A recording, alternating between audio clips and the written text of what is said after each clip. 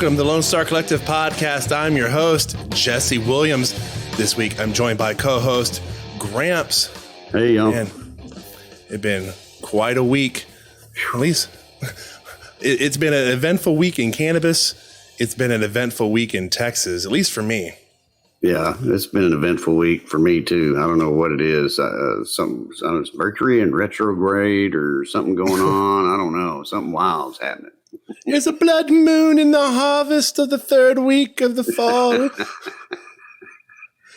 mystical things you hear in like a poetry class. Yeah, absolutely. So yeah, I went out to the hemp summit, and that was I'm not gonna lie, a lot of stuff. I've never been to an event where I've really been almost glued to every panel the way I was.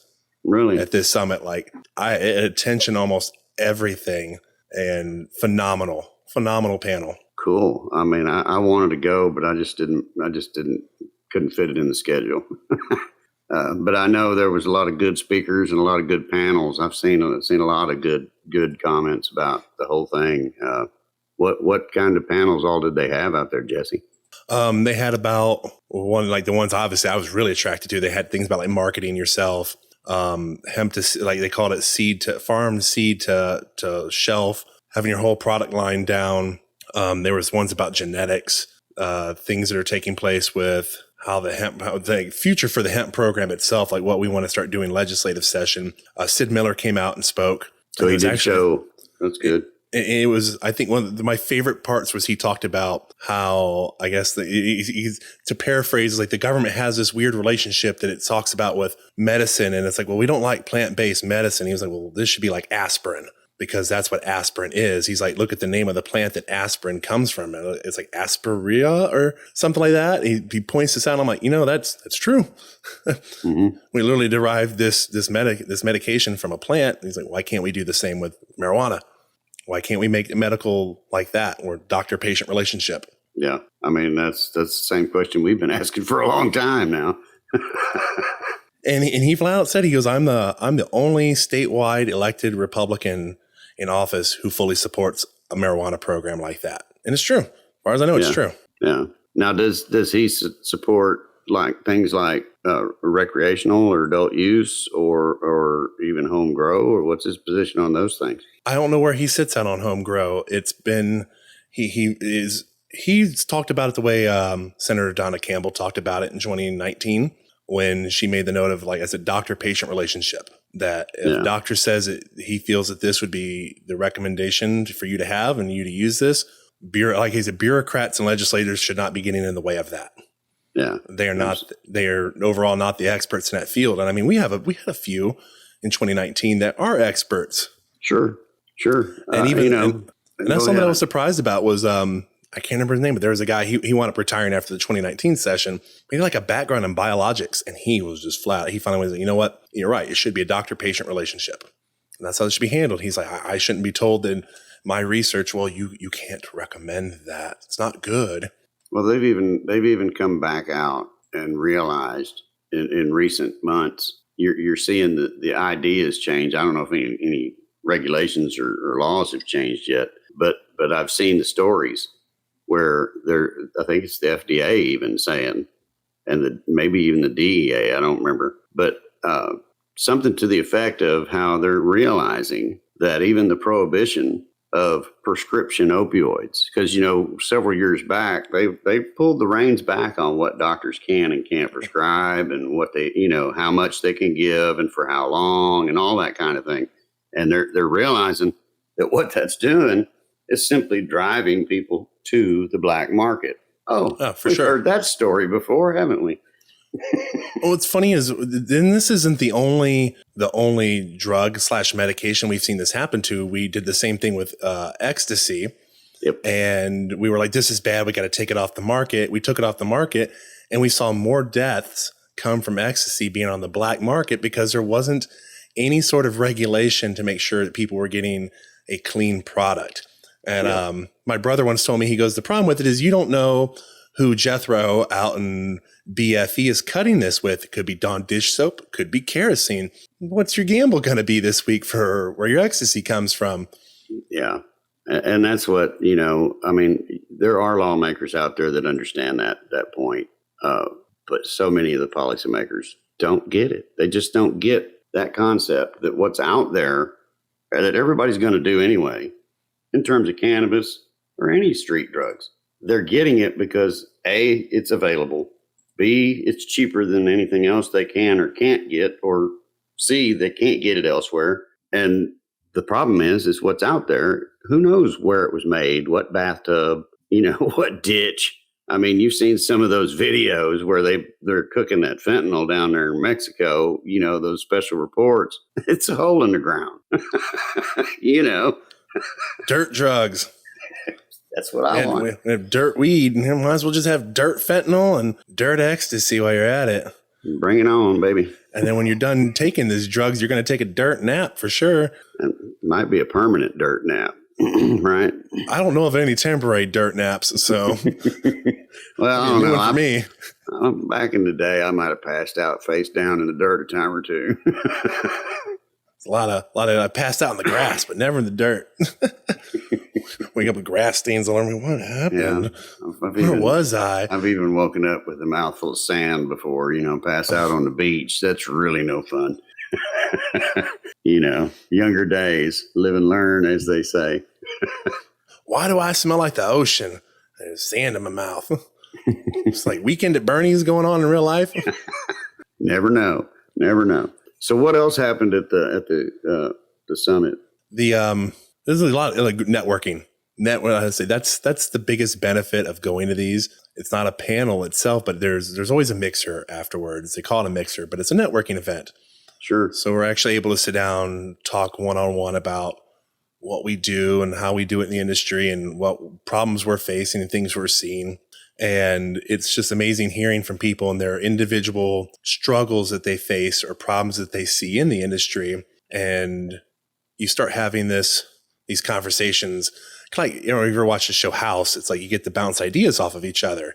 Sure. And it's really, to me, it's like that's a very necessary function of having business and being able to intertwine that way is you get to bounce ideas off of each other and you start fitting the puzzle pieces together to fix things. Well, that's one of the things that people don't understand. I even had people ask me, why do they have events like this, in Texas where, you can only grow hemp in Texas and stuff. And I said, well, that's why it's the hemp event, but that networking and the stuff you're talking about, that's the kind of thing that makes any industry grow, is by people networking and talking about their woes and their successes and things.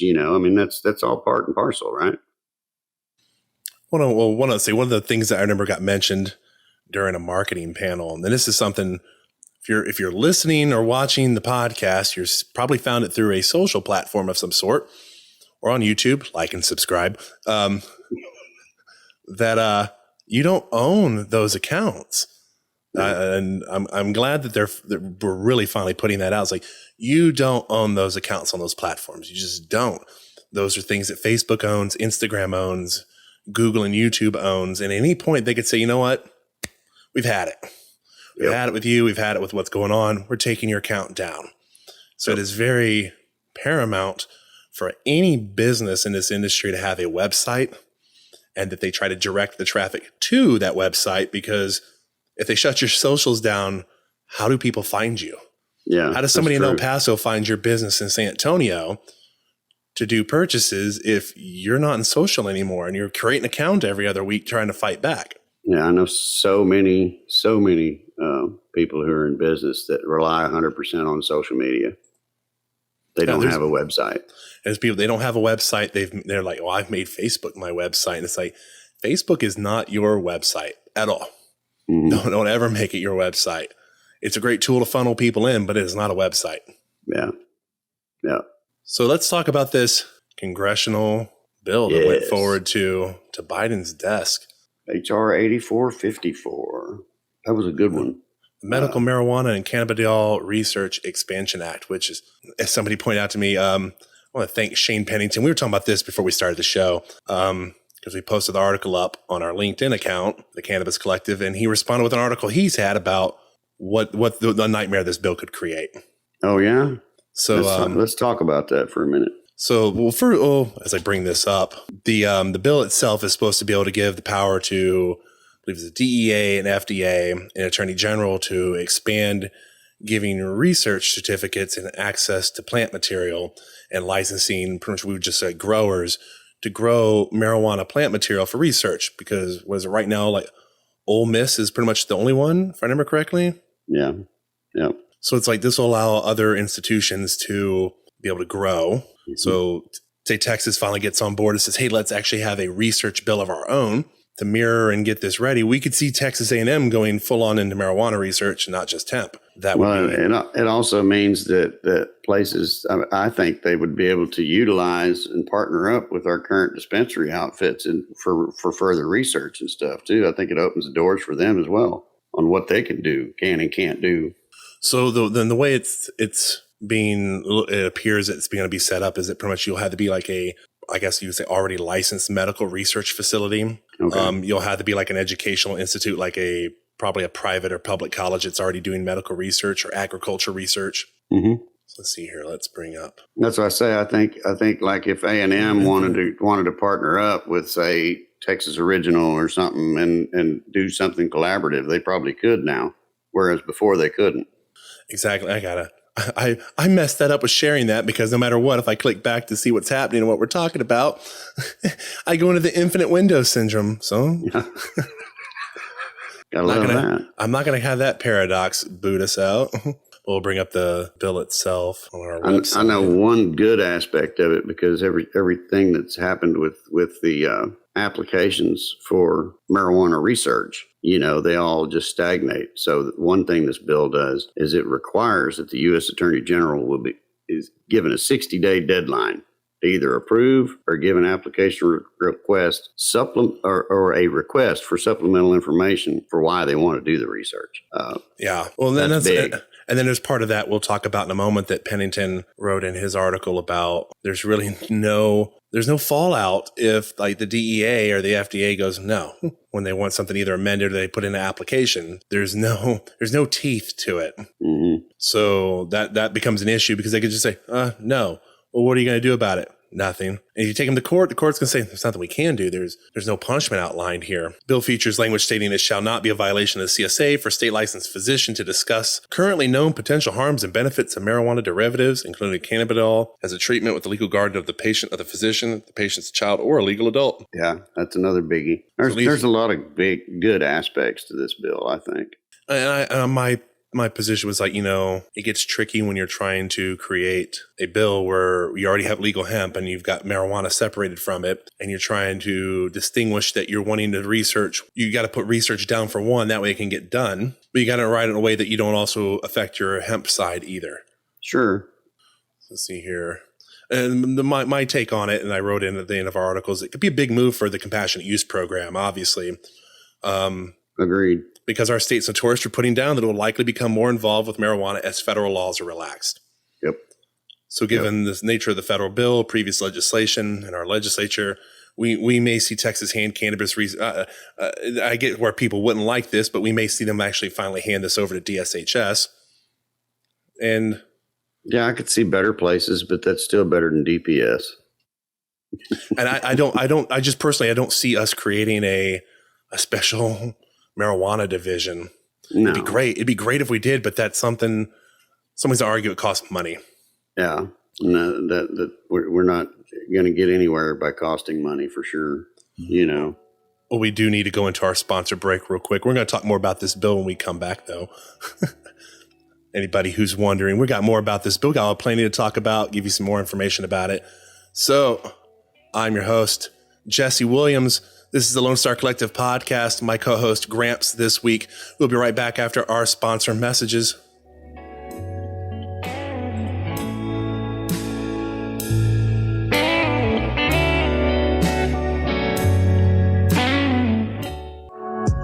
Cultivators is a sponsor of Texas Cannabis Collective and the Lonestar Collective podcast. Oak Cliff focuses on quality assurance with their hemp products while providing customer service to help you discover cannabinoids to meet your needs. Their product line includes hemp flower, pre-rolls, CBG tinctures, edibles, Delta 8, and merch. For more information on their products' quality or to shop online today, visit oakcliffcultivators.com or contact them at info@oakcliffcultivators.com. Thrive Apothecary offers an experience truly unique from anything else in Texas. A full-service cannabis solution that is doctor-owned and offers customers every level of cannabis legally available in Texas. From traditional CBD products to emerging hemp-derived THC edibles, smokables, and now medical cannabis. As a licensed medical cannabis provider, prospective patients from anywhere in Texas can book a sponsored online eligibility consultation to determine if they qualify for a medical marijuana prescription from the comfort of their own home. Plus, for Texas veterans, the first prescription appointment is donated by Thrive. Visit thrivetx.com for more information. Welcome back to the Lonestar Collective podcast, the official podcast of Texas Cannabis Collective. Distributed on Spotify, iTunes, Google Podcasts, Facebook, and much more, to give Texans information regarding policy, industry, and culture. Here is this week's host, Jesse Williams and Gramps.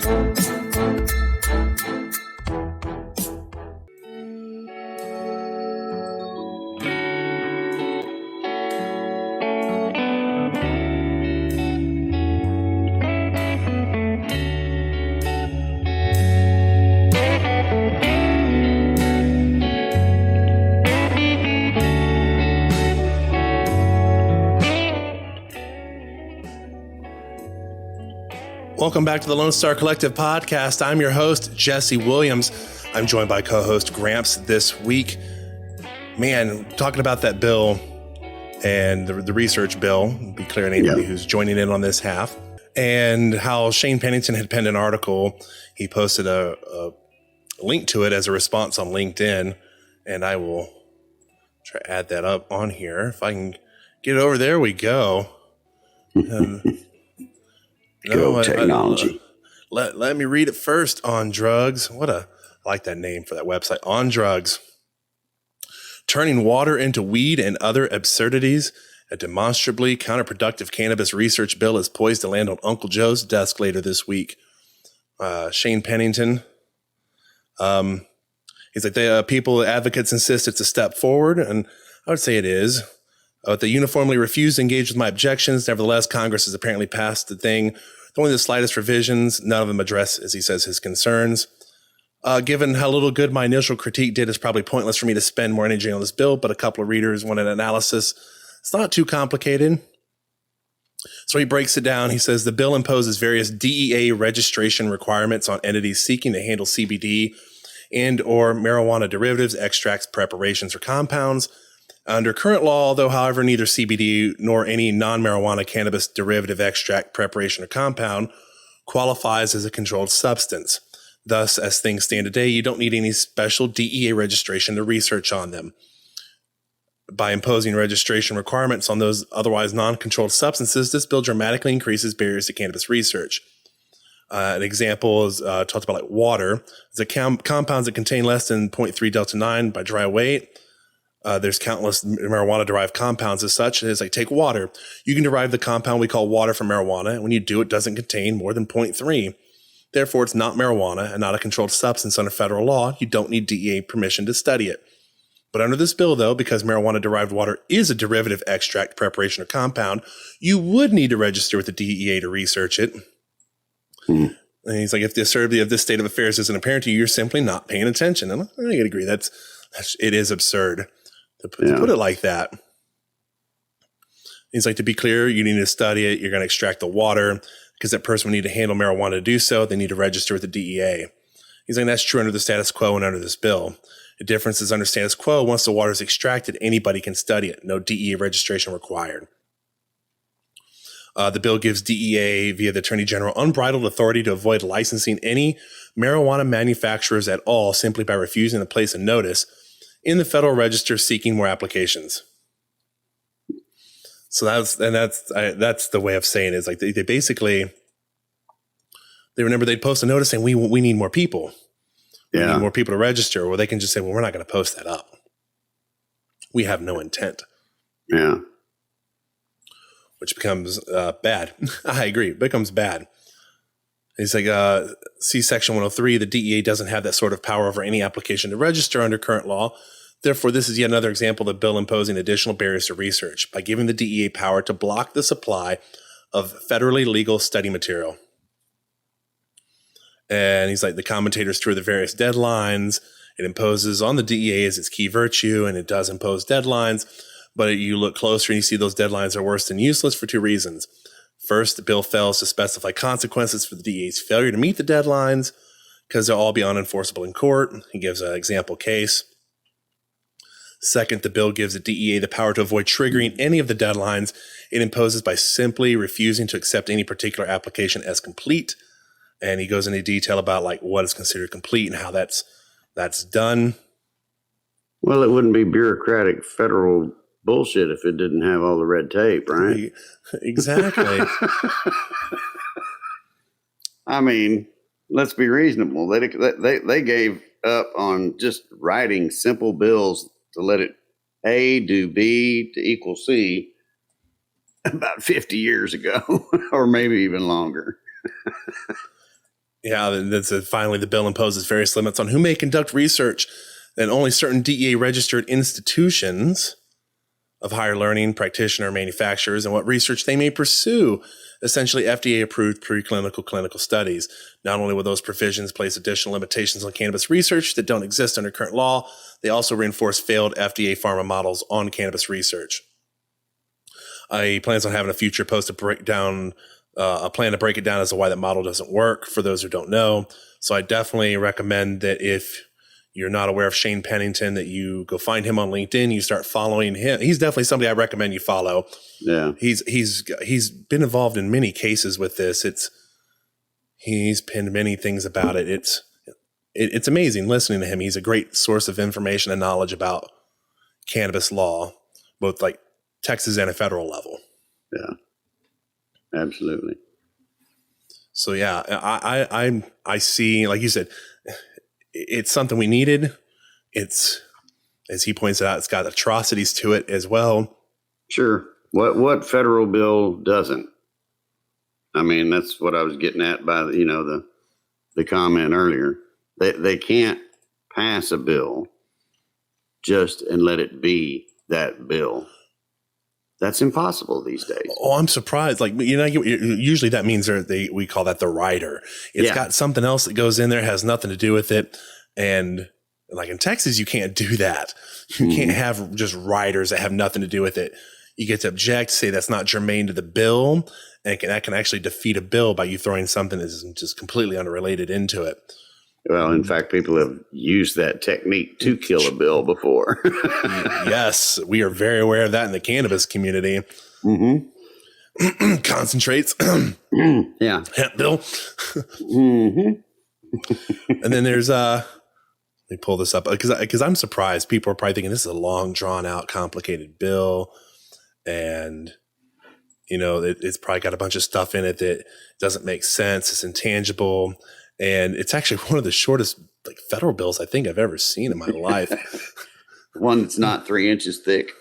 Yeah. And here it is, HR 8454. This is, it's a page, another page. There's like 3 or 4 pages. That's it. That's it right there. Quickly get right through it. Like it's nothing. That's a miracle, really, in itself. That's the shortest federal bill in American history that I can think of. Somebody's got to come find one and go, here's one that's shorter. Be my guest. Put it in the comments, people. Yeah, the thing that I like the best about it is the first federal bill, cannabis bill, in history to go to the president's desk. Standalone marijuana legislation, because we had a cannabis bill, the hemp bill, the Farm Act counts technically as a cannabis bill. Yeah, it's the first marijuana bill, as everybody likes to say. I'm sorry, I don't like that word. I don't use it. But yeah, it's the first marijuana bill, standalone marijuana bill, that passed both the House, Senate, and is now going to the president's desk. That's saying something. Gotta go to Mumbly Joe's desk. Hopefully he don't forget to sign it. Or how to sign his name. What's my name again? My favorite Simpsons joke. When I talk about this, everybody's like, the Simpsons predicted it. And when Joe Biden was running, I was like, The Simpsons predicted it, and they're like, somebody's like, what do you mean? I'm like, there's an episode where Homer gets abducted by aliens, and they want Homer to take him to the president, and he's like, well, it's this guy, but he's going to be in this election next week against some guy. Can't remember his name. Something Mumbly Joe. And I was like, man, like spot on, Mumbly Joe. Now, let's not tear down the poor man. He's got a speech impediment and he is an old fogey. One day we might be the same. Oh, definitely. It's one of those things that I tell people, it's easy to poke fun at him, but I don't want to see him fail. No, I don't want to see anybody in politics fail, because if they fail, we fail. Yeah, we fail. It hurts us overall. So, but I hope he messes up. It's like, why? It's going to hurt you. Yeah. Why would you want that? I'm right there with you on that one. So what do we got in upcoming events? So we have a hemp harvest festival that takes place this week. In fact, takes place Saturday. That is this week, isn't it? Let's see here. I'll bring that screen up. Share screen, Chrome tab. Yes. Hemp Harvest Festival. There we go. More local artists, more good times. November 19th at the Distribution Hall. TexasHempHarvestFestival.com.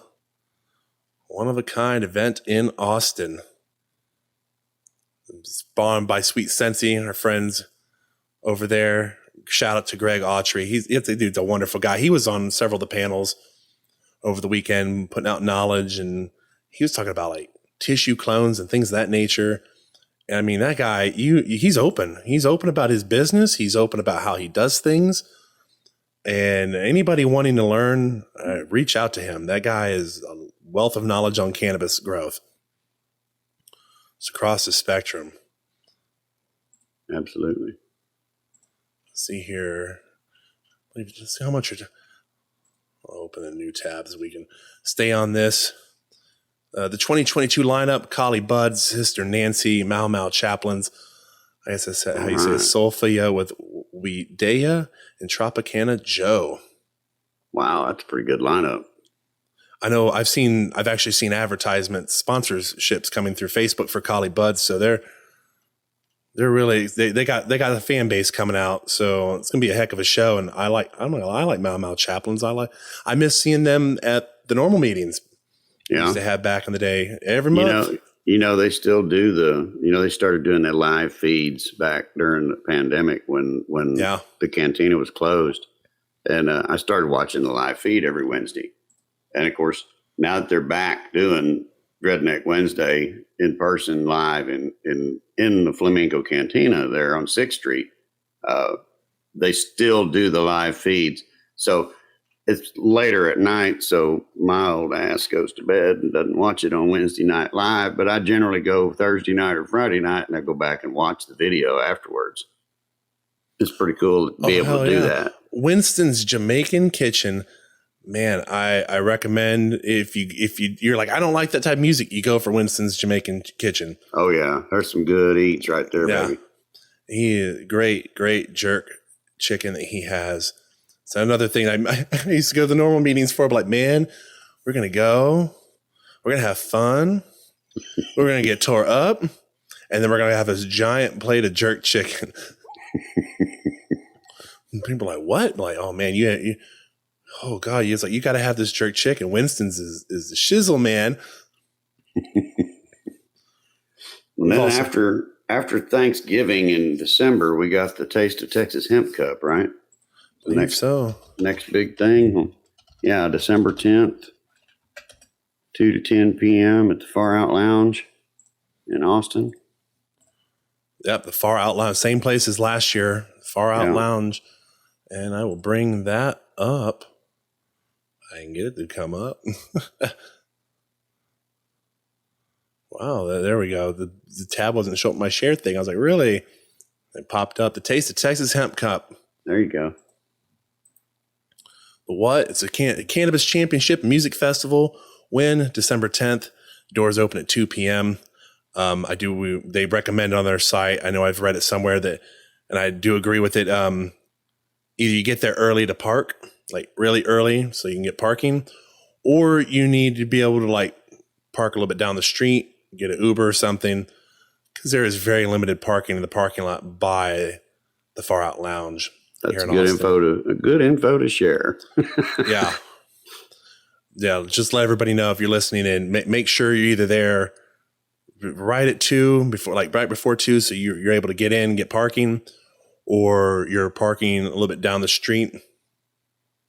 I'm trying to remember. I know exactly. I know it's on. I believe it's on Congress. I'm trying to have the address here. It's at the Far Out Lounge. I saw that somewhere. I'm scrolling through and it's like, yeah, it's the Far Out Lounge. How to type it in. Far Out Lounge and Stage. And that is at 8504 South Congress Avenue. I was going to say South Congress, but I wasn't sure. It's very, oh my God, it's very close to where I live. I'm looking on Google Maps right now. It's like, it's an 18-minute drive from your home. I'm like, that's why that is to me one of the best events, because it's only an 18-minute drive for me. Yeah. There's be a little bit further than that for me. I will say though that for this event, if you are wanting to catch a really great lunch beforehand, there is an HEB that is down the street that has a barbecue restaurant inside of it. There you go. There's one of our few HEBs in Texas that has barbecue in it, and it is good. for it's not really expensive, and man, and we still have the Texas Hemp Awards going That's on. Right. That's right. Voting goes on until the end of the month. Yep. I think submissions are closed now on products. But I think they've got a pretty good variety of products to be judged again this year, too. So product submissions are still, maybe they are. They need to be delivered by 11/18. So you got a day. Okay. One more day. To get it there. I wasn't far off. Beverage, edibles, gummies, edibles, non-gummies, flower, pre-roll, tinctures, topicals. Public voting is now open. I'm going to be busy judging all that good stuff. I air quotes, judging. now. And I'll be the judge of that. Yeah, basically, you're nominated. Austin's nominated for Advocate Warrior. The Texas Cannabis Collective is nominated for Advocate Warrior. Yeah. There's a list of people. Be interesting to see who comes out the winner of that one, because it's a big, long list of nominations on that one. I think last year there were 10 nominations and I got runner up. But this year, I don't think I'm going to even get close to runner up. There's quite a bit of names in this list. If you go to our website and you click on pretty much any article right now, we have a thing sitting in the middle of almost every article. We've got a little ad space we've put in for our sponsorships, and one of them is set there is for the Hemp Awards, because we are a media sponsor. Trying to just let people know, because that's helps support the Last Prisoner Project. Yeah, and that's always something good to help with. I think the company that they're working with is, if you want to make a donation, I think they're called like Dutchie. And Dutchie's I think they're doing like a dollar for dollar match. Don't quote me, but they're doing a match thing where pretty much anybody who donates through there, they're going to be matching some of the donations. So cool. Always a good thing. I think they're like a payment system for cannabis retailers. So you're supporting and helping have payment systems in this industry, and then you're helping people who are in prison. Win-win situation, right? Yeah. There you go. But we've got a link on our website. Pretty much you go and find the thing that says, hey, vote for Texas Hemp Awards. And if you click that link, it auto fills in everything the Texas Cannabis Collective is nominated for. So all you gotta do is click that link. All the little radio buttons that have Texas Cannabis Collective associated on them are clicked for you. You guys put your name and your email in to register and hit submit, and you'll get an update as well. when it's all over, letting you know, hey, you nominated somebody or you voted for somebody. Can you tell us why you voted for them? And you'll get to know when the next Texas Hemp Awards is coming up. That way, if there's somebody who wasn't nominated, you can nominate them. There you go. They'd appreciate that. But yeah, I went through and I made it easy for everybody to vote for us. I went through it last year trying to tell people, I was like, hey, you got to click this, you got to click this. I'm like, huh? How? Yeah. Okay, I make this simple. Don't worry. Now, here you go. Let me do it for you. Anything else you got on your mind, Chris? We wrap this up, this episode? I think that's it. Other than I think our episode next week, if you're wanting to know about upcoming bills and whatnot, you might want to tune in. That's going to be kind of the topic. The elections, the results, and pre-filed bills up to date so far here in Texas. Yeah, that'd be the one that you want to make sure you're tuned in for to watch over your holiday break. We're going to talk about the pre-filed, like I said, pre-filed bills, getting ready for action alerts, being ready to show up, write letters. I don't say email because I started figuring out this last year. They circular file a lot of those emails that come from the automated system. Or the little pre-written thing where we go and sign up, that quickly can be circular filed in the digital bin of trash. So yeah, that's the episode. Make sure you guys are checking out for that.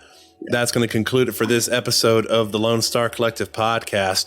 I'm your host, Jesse Williams. I'm joined by co-host Gramps this week. A reminder that if you have not done so on like our YouTube channel, like and subscribe. Find us on social media, Texas Cannabis Collective. We hope everybody has a great week. And if you don't hear from us next week, you don't catch the episode, we hope you have a happy holiday.